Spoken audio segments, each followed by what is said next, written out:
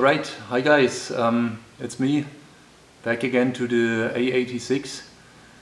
I'm really sorry guys that it took so long to finish the next video. There were just so many things happening privately, and I also got other cars that it took like almost 3 months until I finally am able to continue working on the AE86. And yeah, my girlfriend and I, we also did a trip.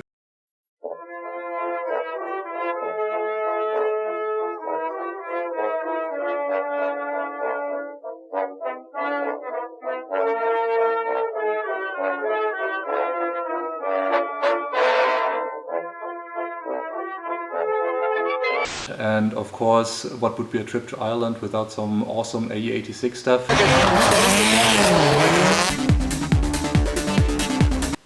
So we went to this JCC meeting. JCC Ireland just started. We just came to the parking lot and look at this beautiful Balliol. Here's the next one.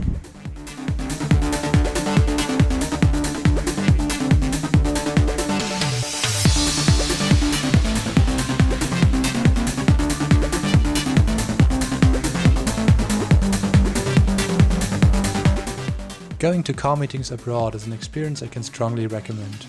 Even if the meetings are about the same kind of cars, there are many subtle differences unique to each country or culture. The JCC meeting gave me a great insight into the Irish rally culture, and the absolutely perfect restorations of these AE86s greatly reflect the passion the owners in Ireland and the UK have put into their cars. Besides the JCC meetup, we also went to have a look at Flo's shop.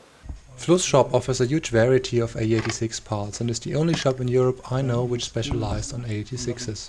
Besides the huge variety of high quality tuning parts, he is also able to source all the little bits and pieces that are needed for every restoration. New covers. Look what we got from today, from Flo's shop, like gasket for the rear diff, taillight gaskets, and lots of little small parts.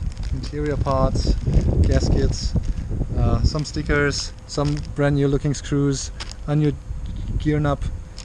Going to be awesome. Can't wait to put it into the car. I mean, what's a good holiday or vacation if you can't bring home any car parts?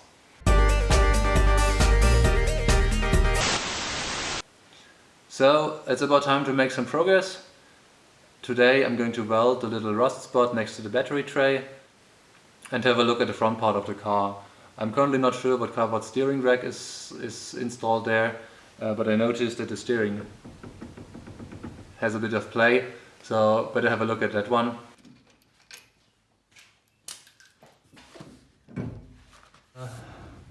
Rotors obviously need to be changed, pretty rusty, but good thing is like the chassis leg seems to be all rust free, looks good. Going to put in some rust proofing later. Front of the car also looks like almost like new, extremely good condition, this chassis. There's one bolt which is seized, like AE86 guys probably commonly face this issue. I also removed the air conditioning system and stuff, because basically you don't need this here in Europe. Okay, next step, I'm going to remove this bolt. Then I'm going to weld this little rust hole under the battery tray, which is somewhere behind here. We'll just get the perforation tool.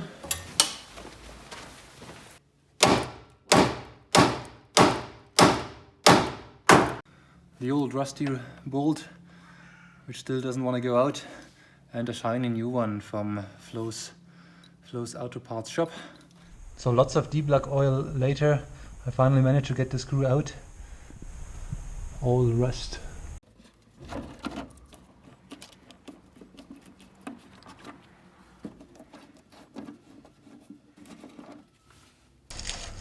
Oh boy. Wow.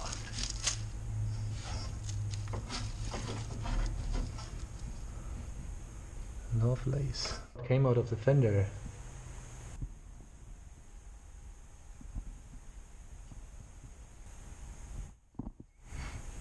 Here's the little rust hole from the battery tray. It's the only thing I got to weld on this car.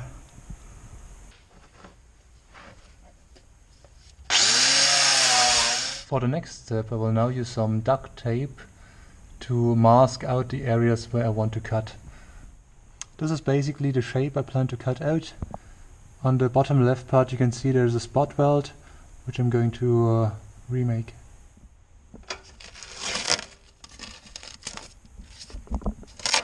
The next step to fix this hole is now we're going to use some duct tape and tape over that hole.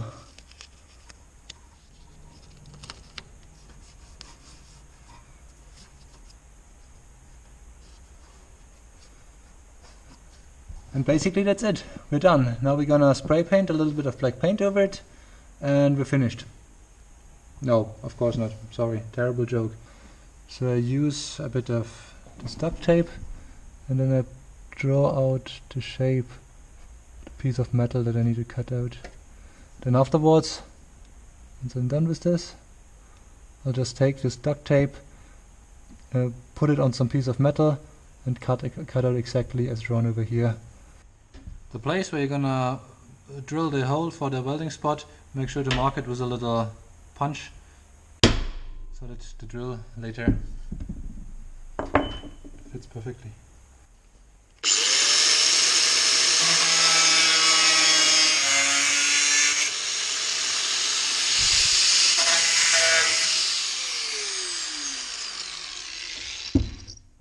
Then we test fit the piece to see if it fits into place.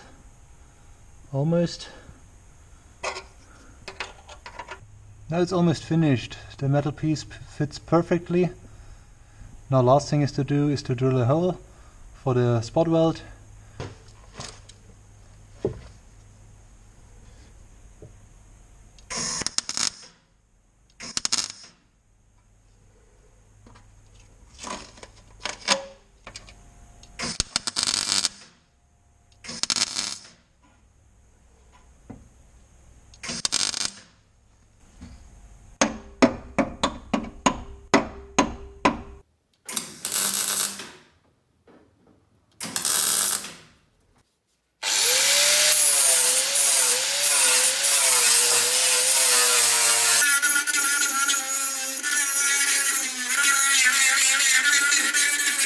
And now the spot is grinded down and put some base coat on it.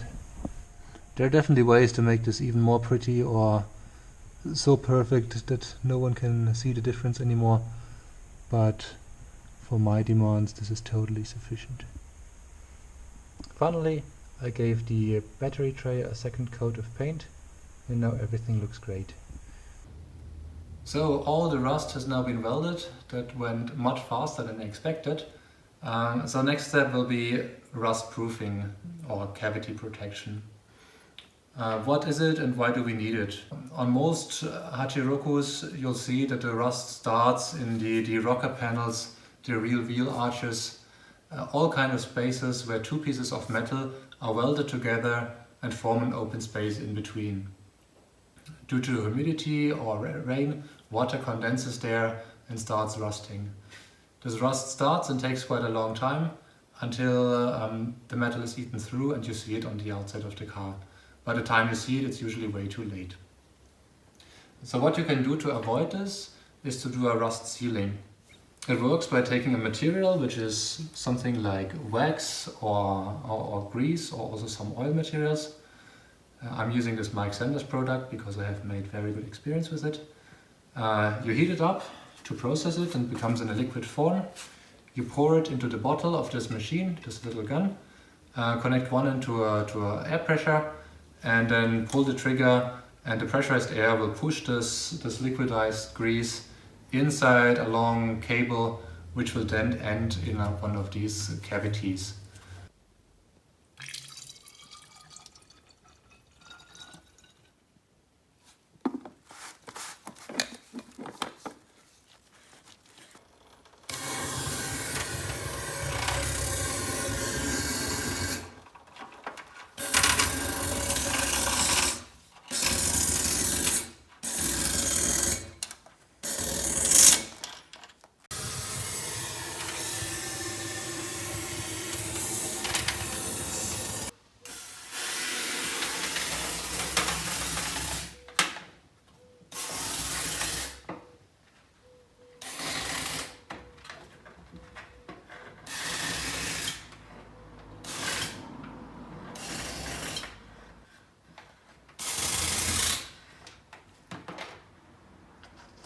Yesterday we welded the car, did a complete rust proofing. This car will hopefully never rust again. And that means that today I can put the parts back on, I can put the bumpers back on, can put the interior back inside, and then the last few steps can start. Yesterday I also rust proofed the hatch by putting grease inside the space over in here, back in here, also in this areas over here, because they also seem to rust quite often. So now everything's sealed. Time to mount the cover back on.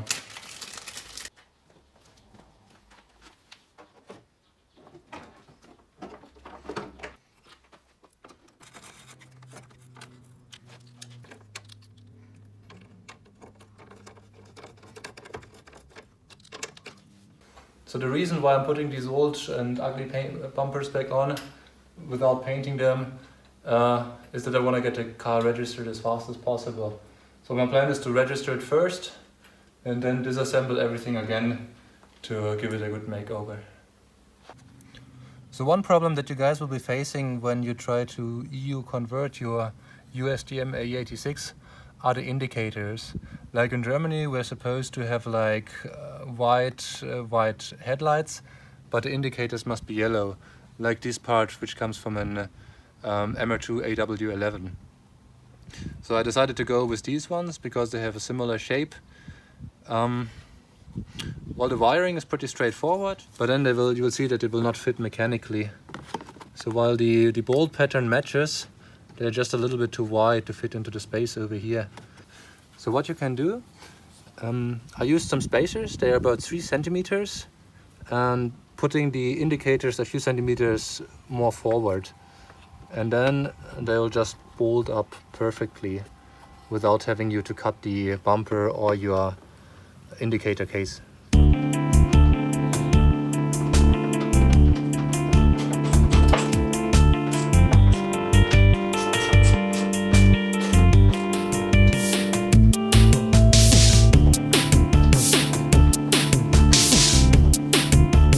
Okay, the last thing I'm going to do today is to remove the power steering pump.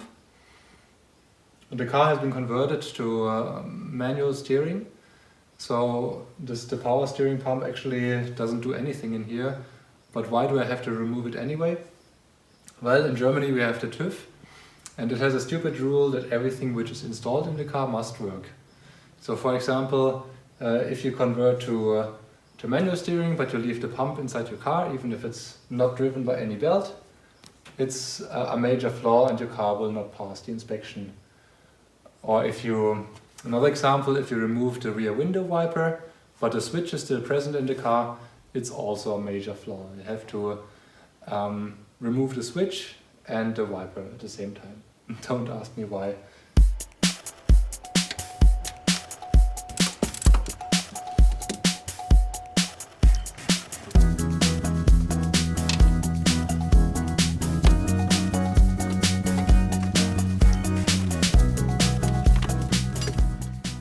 Okay, the bracket is removed, power steering pump is gone, all ready for TÜV over there. Another problem I found today is excessive play in the steering. So, if I'm not mistaken, the Sachiroko has a complete manual rack conversion. Okay, so the play definitely comes from this area here. The reason for this is the conversion. The car has been converted to manual steering, and as a part of this conversion is you have to use a different intermediate shaft here. And when I turn the steering, you can see there's a certain play here. And that concludes the second video of the AE86 build. That's enough for today, but there's still plenty of other things that need to be done. Today we found out that the steering wheel has play, the steering rack has play, need to fix that. The front suspension needs to be replaced with the OEM one. The ball joints need to be replaced.